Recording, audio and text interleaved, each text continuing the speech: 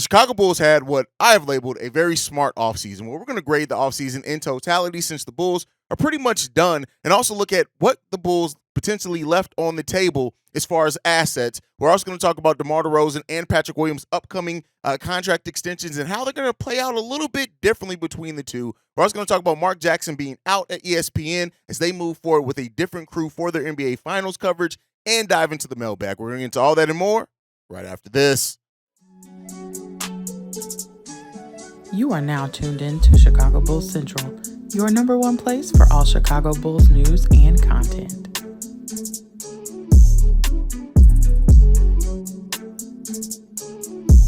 What's going on, Bulls fans? Welcome to another episode of Chicago Bulls Central, your number one spot for everything Chicago Bulls related. I'm the host here, Haize, but more importantly, you can follow the channel at Bulls Central Pod on every social media platform we happen to be on. But with that being said, let's go ahead and get into the content for today. So the Chicago Bulls have had, like I said at the opening, I've labeled it a very smart offseason. I think everything that they did was pretty smart. You look at going out, getting into the draft, getting Julian Phillips. Yes, they traded 2 second-round picks to do so, which kind of highlights the fact that they must really hit on this guy, Julian Phillips, because they gave up 2 future draft assets to get a guy in this draft. So, we'll see. I don't know how much that points to how much he may be played or thrown out there initially in his NBA career, especially with Billy Donovan being the head coach. But, the rawness of his game has already showed, right, that there's flashes there, especially his ability to offensive rebound, the athleticism, the getting out in transition. His shot has already, they've reworked that shot already to get him back to his high school style shot, and that could help him potentially be a floor stretcher as well. If Julian Phillips turns into a consistent 3-and-D rebounding threat, whether it be off the bench or if he eventually works his way into the starting lineup, whatever that turns into, that's value, right? Especially in the second round. The biggest thing in question that we have with that is what we always have with the Bulls. Are they going to develop him, right? They also went out and got Adama Sanago in that same draft as an undrafted free agent. They re-signed Kobe, Ayo, and Vooch to all reasonable deals. Nothing too crazy, especially when you look at, the cap spike and some of the other deals signed around the NBA. We brought in free agents Torrey Craig and Javon Carter, and we went out and got Onuralp Bitum, who, yes, he's on a 2-way contract right now. I personally do not expect him to stay in that G League on that 2-way contract the whole season. I do think that he's probably going to end up being converted before the season's over with. But hey, this is Billy Donovan. This is the Chicago Bulls. You can never bet on anything. The one thing that you can bet on is uncertainty. So, really reframing and looking at what the Chicago Bulls did. Keep in mind, they still have a lot of assets at their disposal at $6 million of their mid-level exception, $4.5 million of a biannual exception, the disabled player exception of $10.2 million. And there's still a lot left on the table. So even with the improvements that the Chicago Bulls did make, and let me be clear here, they absolutely did improve this roster with the moves that they made. But the Bulls you still always question, could they have done more? Because the Bulls are still being cheap. Let's just be real here, right? Their Bulls are being cheap when you compare to what the other teams in the NBA are spending. Yes, we're always over the salary cap, as most teams are in the NBA. We're always over the cap, right? That's just is what it is. We have not paid the luxury tax. Now, while I've been very clear, and I do want to state that paying the luxury tax does not automatically mean that you're trying to contend. I know a lot of Bulls fans have used this luxury tax thing as the thing that they focus in on, hey, the Bulls still aren't paying the tax, which means we're never going to. That's not necessarily true. But in a year that you have a $20 million contract and Lonzo Ball that you're not going to get anything out of, this would have been the year, especially with some of AK's comments, that you would have thought, hey, maybe the Bulls are going to go in the luxury tax to really improve this team and to see what we have and give a last effort with this version of the core. But that all comes back to a lot of what Bulls fans are also concerned about, is that is AK too stubborn to ever realize it or move on from this core when it means time? And that does not mean full rebuild. Let me be clear here. A full rebuild is not coming, my dear and fellow Bulls fans. It's not coming. They've already indicated that a full rebuild is not coming. A major retooling may eventually come for sure, but a full rebuild ain't coming, at least not no time soon. So with that said, like in those aspects, like yes, the Bulls they made smart moves. And I cannot even in my, wonder of how much could have been left on the table, how much did they leave on the table, I can't deny that the moves that they made were smart. And as I've talked about, they've set themselves up for, if something comes available on the trade market, they can be players for it. But at the end of the day, we can't judge this team based off what they could do. We have to base it off what they did. And so, especially when you have, even though I'm not as high on a guy like Christian Wood, you have a player like Christian Wood out there who at the bare minimum can turn into a rebounder and scorer for you off the bench. Kelly Oubre Jr. is out there who can absolutely be a scorer for you off the bench. But the Bulls may look at it, Kobe White, and say, he's going to be our scorer off the bench this season, and we feel confident in that. And they wouldn't be wrong necessarily for thinking that.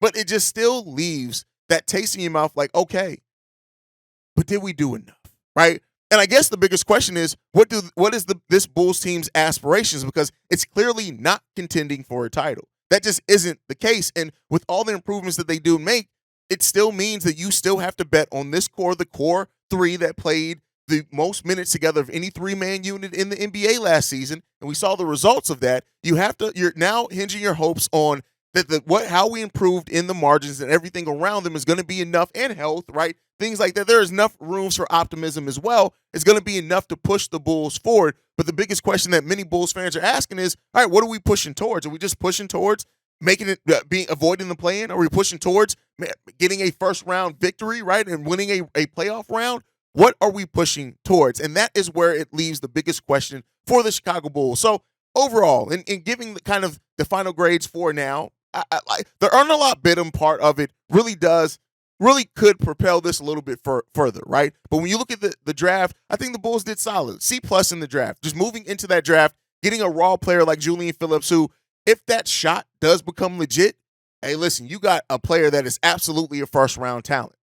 Re-signing Kobe, Ayo, and Vooch, like I've said before, I'm not one of those Bulls fans that think, oh, the guy didn't do what I needed him to do. We should have let him walk. No, that's stupid. I think that they considering that they had to re-sign those guys to get any value out of their free agency, right? If you did not re-sign Kobe and Vooch, at least, you can make the conversation about Ayo. I still think you don't give up on the potential that Ayo still has there. But had they let Vooch walk, everything kiss Torrey Craig, kiss Javon Carter gone. Everything at that point has to be focused on replacing Nikola Vucevic, which wasn't a lot of really good replacements for him out in the free agent market. So that's where things sit at. So as far as the re-signings, I got to give it a B+ because I think it was B. I think that it was a very smart deals, and you brought them all in on cheap, reasonable deals, and I'm not mad at it. And then Torrey Craig and Javon Carter, considering you got Torrey Craig 2 years at the vet minimum, that can't be nothing but a positive. And Javon Carter, I think, is going to bring that edge and help establish the identity that we didn't have for the most part of last season. I give those deals as well solid C+. I like what the Bulls did. Now, leaving so many assets on the board with your mid-level, with most of your mid-level exception, your biannual exception, and your disabled player exception, leaving all that on the board, that's a bit of a rough, I want to play the wait and see approach, but I'm telling you right now, they're going to be a lot, especially once if Christian Wood ends up signing like the vet minimum for a team like Miami Heat, best believe the Bulls fans are going to ride. I'm not necessarily going to, but it is. And it kind of is what it is in that case. So, overall, I like what the Bulls did this offseason, but we're betting now on it improving more on paper than what it looks like. Well, it's improved more on the court than what it necessarily looks like on paper, even though it does point to improvement on paper as well. But with all that said, not kind of the next overarching things with the Chicago Bulls teams are extensions to Patrick Williams and DeMar DeRozan, which I think they are in very different scenarios. When you look at the situation that DeMar DeRozan is with his pending contract extension, he holds all the power. In DeMar DeRozan's 2 seasons with the Chicago Bulls, he has averages of 26.2 points per game on 50% shooting from the field, which, we're talking about just scoring in that case, but that's primarily what DeMar DeRozan brings. He's never been a plus defender. That's just not his game. And so when you look at DeMar also finishing at first and second in the league in total clutch points scored last season and making back-to-back All-Star appearances, the power is absolutely in DeMar DeRozan's hands when it comes down to it. And Brian Windhorst said on the most recent episode of the Hoops Collective, DeMar DeRozan will have significant interest in free agent market and a lot of options next summer. So if the Bulls wanted to keep him, they'd have to make an extension worth his while. Now, DeMar DeRozan can get offered an extension up to, I think, don't correct me. Correct me if I'm wrong. I think it's like $35 million per year. Now, is DeMar going into his 34-year-old season? Is he going to get that even on the open market? I don't think so. So I think that we're probably looking at DeMar DeRozan probably signing between 28 million is probably going to be around what it is if you're going to want to retain him. Maybe you can convince him if to say, hey, DeMar, we're going to make these improvements. We want to make this. We're going to do this with Lonzo's contract, whatever, to stay less and stay in Chicago. I asked you guys last week, like, will DeMar DeRozan, is this his last season in Chicago? And so I do think that with the way that AK has done things and operated so far, that it's still more likely than not that DeMar DeRozan is absolutely going to be back in the Chicago Bulls uniform if AK and Eversley have anything to say about it. If DeMar wants to go out and ring chase, that may change some things on his side, but I do expect AK and Eversley to make a contract extension. So, he can get up to an annual contract of $45 million. Like I said, I don't necessarily expect it to be that, but 28, 30 to 32 million is probably where the Bulls are probably going to try to get that value at. Again, I can be completely wrong on that. But I do think that DeMar has the leverage in a case like this. And it really comes down to what are DeMar's goals with his free agency coming up, right? Does he want more the sustainable thing, right? Does he want to stay in Chicago, have some consistency there, get probably more money than what he's going to get out in the open market? Or is he going to be willing to take less and go to a team and try to ring chase and probably what's going to be the last contract of his NBA career? So, that's the interesting part of it. I don't know if I expect a contract extension to get done prior to the start of the season, maybe even during the season. It really depends. If the Bulls are rocking and rolling, let's say the Bulls do have this ceiling that a lot of people do think to where they can be 4th, 5th, 6th in the East, and they're winning a bunch of games and the chemistry's going. I do think that they could get an extension done, being motivated to get one done during the season. But I do think that it's a chance. It's a chance that this plays out in free agency, and the Bulls do possibly lose that free agency play. Now, switching to Patrick Williams, completely different situation with Pat. The Bulls hold all the leverage when it comes to Patrick Williams' contract extension. Look at him being a restricted free agent, right? And while they can extend him before the October deadline, I don't expect that to happen. I think it's going to play out much like Kobe White's contract extension, where they're going to extend him a qualifying offer. They're probably going to work out extension during that time. He may even go out and his agent get a deal somewhere else, or see what that value is. But I do ultimately think the Bulls are absolutely going to re-sign Patrick Williams. Now, he can get a 4 or 5 year deal, I think up to $100 million. Again, I don't necessarily think that that's going to be the case either. I think it's going to be something, even though $100 million over 5 years, an annual salary of $20 million isn't what it used to be. That's a little bit over the mid-level exception. So I would not be surprised if Patrick Williams does sign for that full amount if the Bulls do that. But I think depending on how he comes into the season, and they're going to absolutely let the season plays out, because think of it this way. The Bulls are in a no-lose situation when it comes to Patrick Williams. If Pat has another kind of so-so season where he plays solidly but doesn't really take a step up, they hold all the leverage. If he does take that leap that a lot of us are waiting for Patrick Williams, then you give him his full amount of $20 million. It's really no ifs, ands, or buts about it. So the Bulls are in a situation where a bet on Patrick Williams and to see how his season is going to work out this season or play out, they're in a win-win situation regardless of that. And so, we'll end up seeing how that turns out. I think that, both players are probably going to be back with the Chicago Bulls. And I know some people are going to like to hear that. Some people won't, but we'll see how it plays out. Now, before we go into the mailbag, I also want to talk about the Mark Jackson situation over at ESPN. So Mark Jackson is out at ESPN. ESPN is planning on bringing in Doris Burke, and we're promoting Doris Burke and bringing in Doc Rivers to be their NBA Finals coverage next season. Doris Burke absolutely deserves it. There's nothing, and I don't know too many people who are going to say anything bad about Doris Burke being promoted to do anything. She's a legend in this game, and what she's done with integrity for decades and decades and decades, she deserves every bit of it. So it's unfortunate with Mark Jackson to just see how everything plays out. But I'll say this, for those that are asking, no, Mark Jackson is not going to be a coach in the NBA. And he's definitely not coming to coach the Chicago Bulls team. They ain't going to touch him. But I just wanted to mention that a little bit. But all right, let's go ahead and get into the voicemail bag for today. This first one's from a first-time caller, Simba. Hey, what's going on, Haize? Name is Simba. First time leaving a voicemail, been watching you for a minute. So I have a hot take. Not really a hot take because I believe in it so strongly. I think the Bulls are going to be a top 6 team in the East this year, and they're going to have a good season. And I just need all of the rational Bulls fans to think that this team is trash, this team is ass, they need to rebuild, retool. Nobody wants to watch a bad team, okay? All of the people who say trade DeMar, get him out of here. What are you going to get back? You need something of value. You can't trade DeMar for nothing. He's your two-time All-Star for the 2 seasons that he has been here, averaging above 25 points.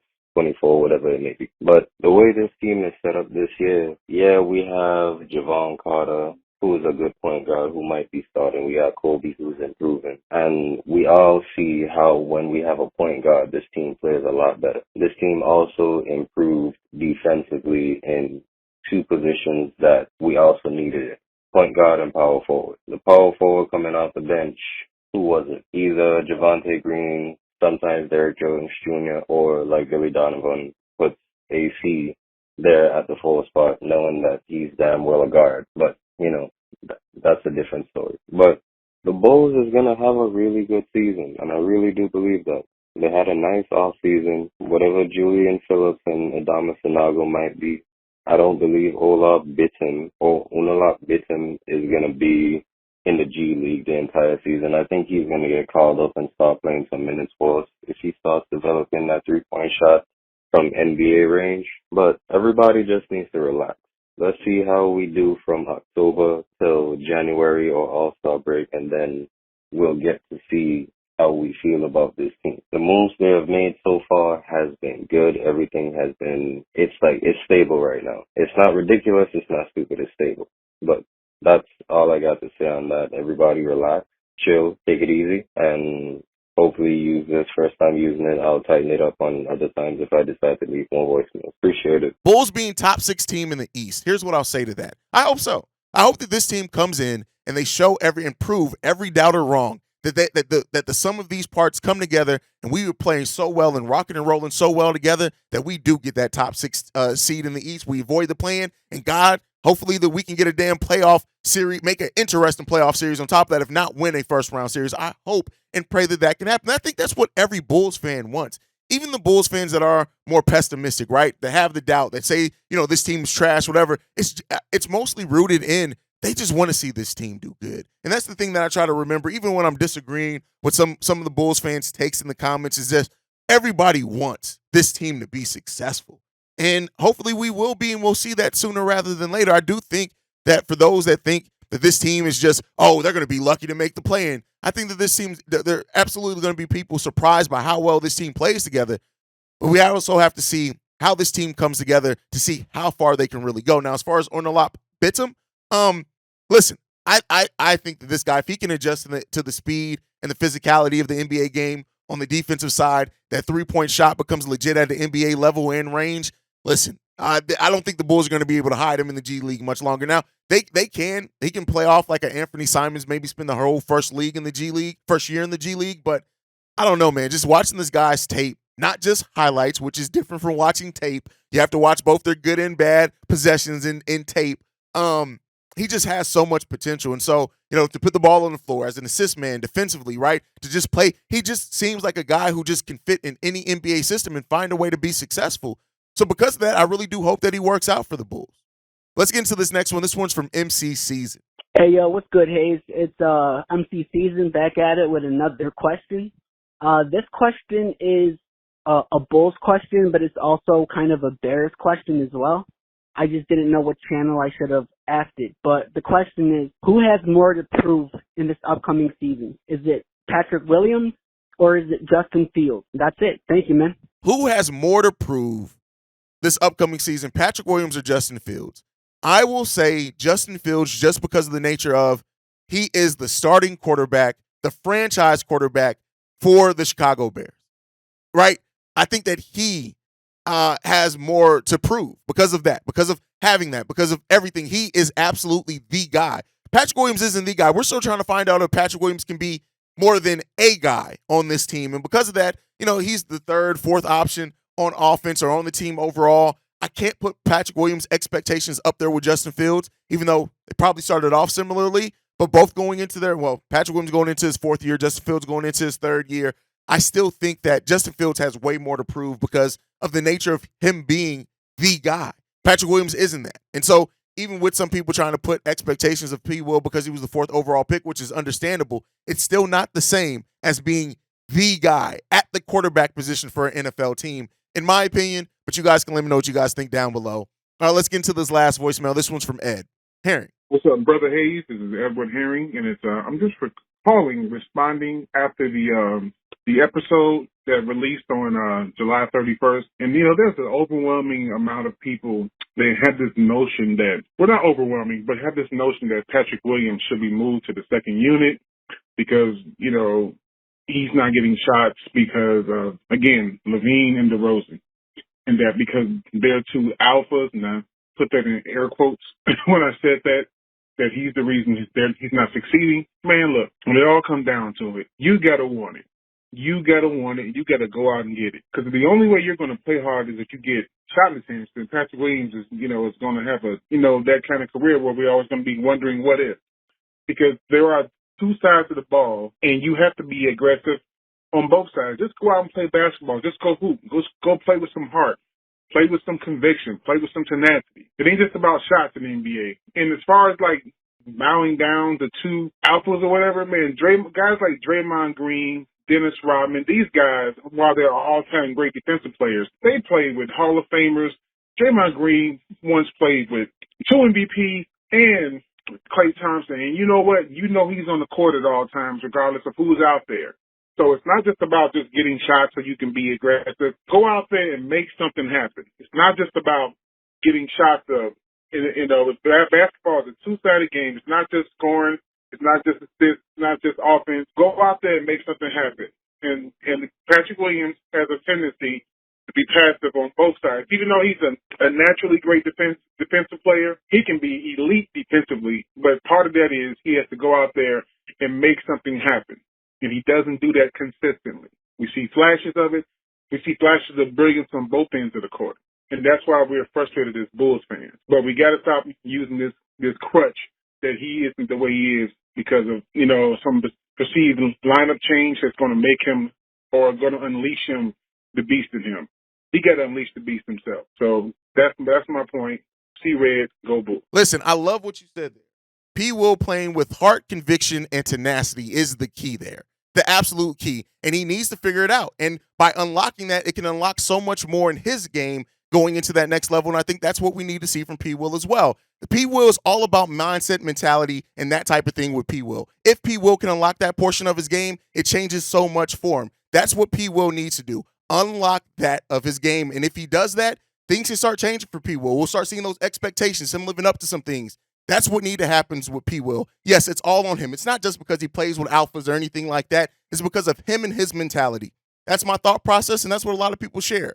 You guys can let me know what you think all down below. Make sure you're following the show at Bulls Central Pod. You can send us any feedback, questions, comments, concerns. bullscentralpod@gmail.com. Lastly, if you want to leave a text message and or voicemail, the number to do so, 773-270-2799. We are the number one spot for everything Chicago Bulls related because of you guys. And like I like to end every episode on, go Bulls. Love you guys. See red if you can, y'all. Peace. This has been a presentation of the Break Media.